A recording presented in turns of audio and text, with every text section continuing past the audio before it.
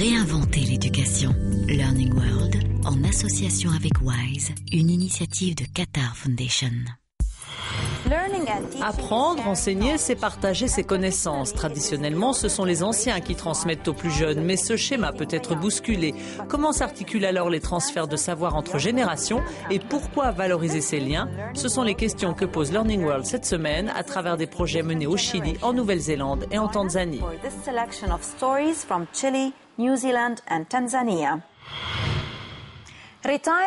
À l'heure d'un débat sans précédent sur la réforme de l'éducation au Chili, un projet novateur mise sur des enseignants retraités pour dispenser une éducation de base aux enfants défavorisés.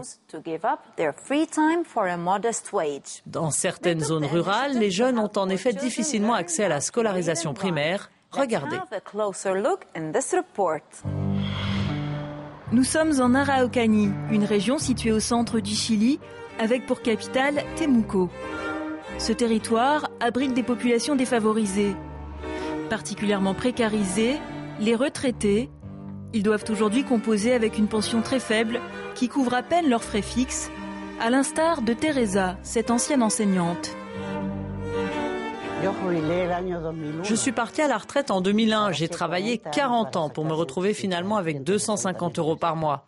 Je ne peux pas me contenter de ça pour vivre. C'est impossible. Aujourd'hui, Teresa bénéficie d'un coup de pouce grâce à la Fondation Araucanie Aprende et à ses programmes à la charnière entre éducation et social.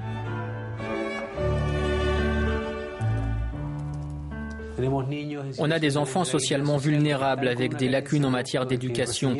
Et d'un autre côté, on a ce groupe de retraités qui s'avèrent être de très bons travailleurs et disponibles. Notre idée, c'est de payer le professeur retraité 2 $ pour chaque mot que l'élève apprend, jusqu'à ce que l'enfant atteigne les objectifs fixés.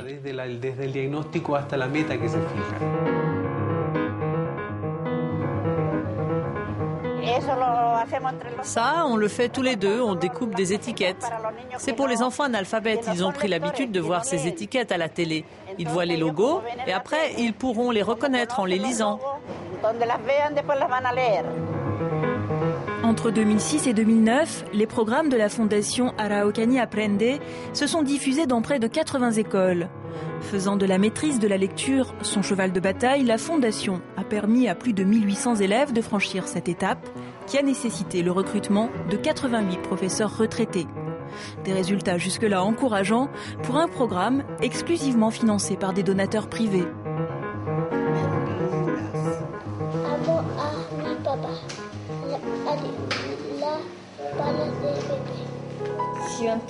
Je sens que maintenant, il y a une partie de moi qui peut lire automatiquement.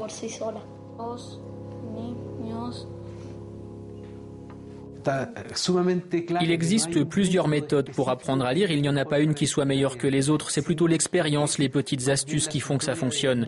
L'évaluation des résultats obtenus dans la capacité de lecture des enfants se fait selon des critères définis par le ministère de l'Éducation. Avant, je ne pouvais pas comprendre ce que je lisais. J'étais perdu. Et aujourd'hui, tu peux lire combien de mots à la minute? Maintenant, 155.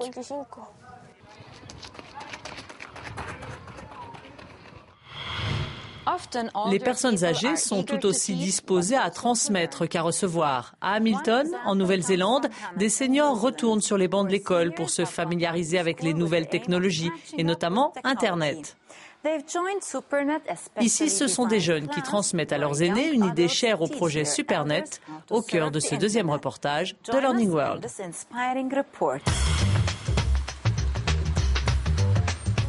Chaque mardi, c'est le même rituel pour Raymond, père de famille de 37 ans, et Diamond, retraité de 68 ans. Ils se rendent dans le centre d'Hamilton pour 2 heures de Supernet, un cours d'informatique spécialement conçu pour les seniors. Raymond les initie notamment à la navigation sur Internet.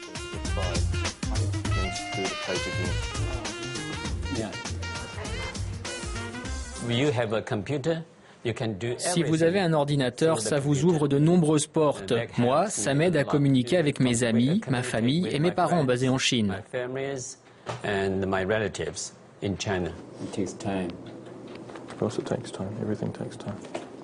Il faut revenir au b.a.-ba, il faut tout expliquer en détail et ne pas hésiter à répéter et réexpliquer.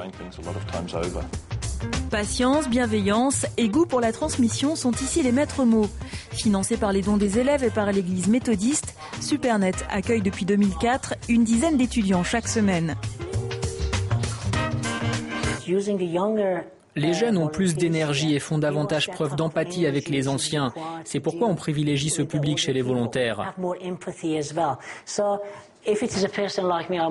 par exemple, je crois que je perdrais plus facilement patience que ces jeunes. Et ce qui est bien avec eux aussi, c'est qu'ils apportent de nouvelles choses, de nouvelles idées. Et c'est un partage qui enrichit les cours. Pour Raymond, désireux de s'orienter vers l'enseignement, cette expérience s'avère précieuse. Elle lui permet de mettre le pied à l'étrier.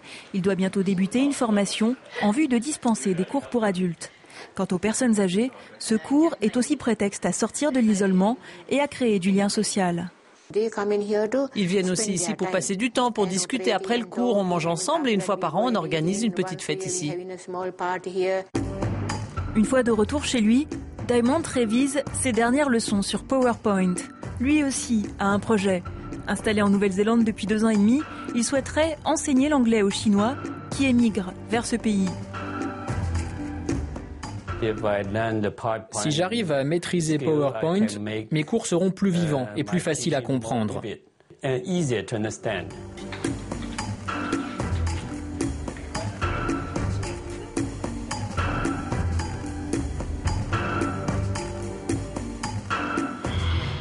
De la jungle du net, progressons à présent vers les forêts de Tanzanie. Les populations qui vivent au cœur de cet habitat depuis plusieurs siècles préservent leur culture grâce à la transmission orale. Ce transfert de connaissances des plus âgés aux plus jeunes est très structuré. Regardez. Les Maasai entretiennent un rapport privilégié avec la nature. Leur connaissance de la faune et de la flore est très pointue et forme un savoir qui s'enrichit au fur et à mesure qu'il se transmet, c'est-à-dire de génération en génération. Un véritable patrimoine culturel. Au sein de la société Maasai coexistent divers groupes d'individus. Le passage des jeunes à l'âge adulte se fait par une cérémonie initiatique, la circoncision, à l'issue de laquelle se constitue notamment le groupe des Moranis, les guerriers.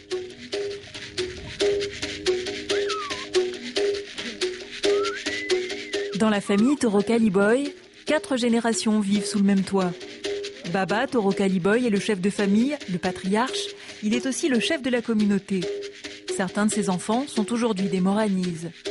L'année prochaine, une nouvelle génération de guerriers doit être initiée et parmi eux, il y aura son plus jeune fils, mais aussi l'un de ses petits-fils. Ces groupes sociaux structurent la vie quotidienne. Les jeunes doivent prendre soin du bétail, les anciens les encadrent et les forment à d'autres activités. Les guerriers Moranis, eux, sont garants du bien-être et de la sécurité de la communauté.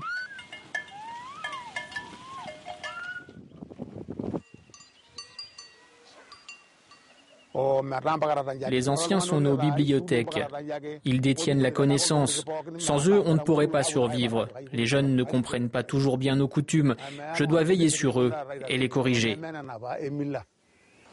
À la fin de la journée, la famille se rassemble autour du feu, où là encore, se perpétue la transmission de savoirs.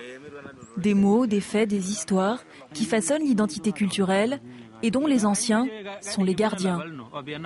Parallèlement à cet enseignement familial et traditionnel, la famille Toroka Liboy a adopté le principe d'un apprentissage scolaire qui se veut accessible à tous les enfants de la communauté. Les valeurs du groupe y restent toutefois prédominantes. On leur apprend le respect des parents, l'engagement. On ne tient pas à ce qu'ils abandonnent leurs activités comme la garde du bétail.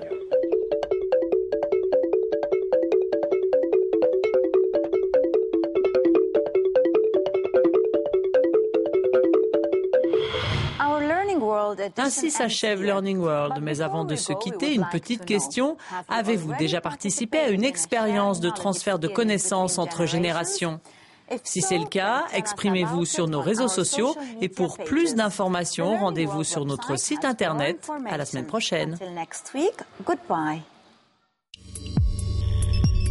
Learning World, en association avec Wise, une initiative de Qatar Foundation.